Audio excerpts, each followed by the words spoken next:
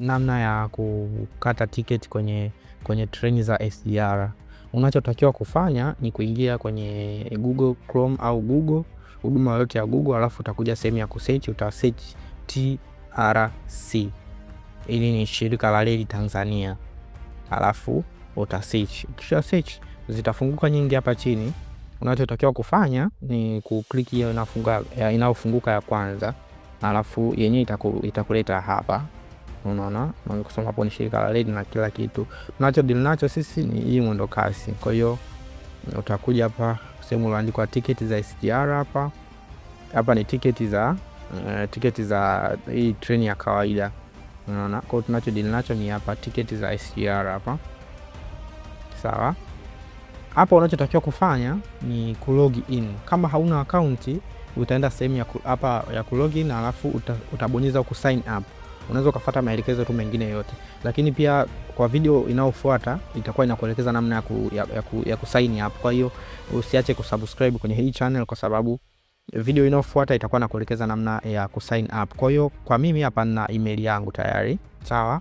Ukisha log in, unachotakiwa kufanya, hii ni account yangu ya TRC. Kwa hiyo hapa nitakuja, labda nataka kutoka Dar es Salaam ninaelekea Morogoro au naelekea Dodoma.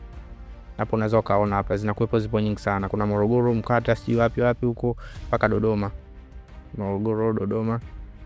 Kila sehemu zipo hapa. Labda tuseme nashuka Morogoro, sawa? Alafu nataka kusafiri labda kesho tarehe 22. Alafu nita search. Unachotakiwa kufanya, ikishafunguka hapa utaona tayari imebaki behewa moja tu ambalo na yenyewe lina siti 4. Kwa hiyo ni vizuri kukata tiketi siku 2 kabla au siku 2 kabla na kuendelea. Ukikata ya leo unataka kusafiri kesho, una hati ya kukosa tiketi. Kwa hiyo inatakiwa ukate tiketi siku 2 kabla au na zaidi. Unaona, utachagua hiyo ni ordinary line, lakini ni express, ni mwendo kasi. Unaona, ukishachagua hiyo utabonyeza hapa sehemu iliyoandikwa next hapa. Sawa? Itafunguka kama hivyo, itakuonyesha dokumenti zako ziko hapo hivi. Unaona, unachotakiwa kufanya kwa hapa, unatakiwa uchague seat. Unachagua seat gani? Mimi nitachagua, kuna seat zimebaki hii ya bwana 6. Mimi nitachagua hii namba 57. Sawa? Alafu nitakuja sehemu ya next hapa. Wanakuonyesha nauli yako ni shilingi ngapi? Ni 13500. Ni 13500 wake.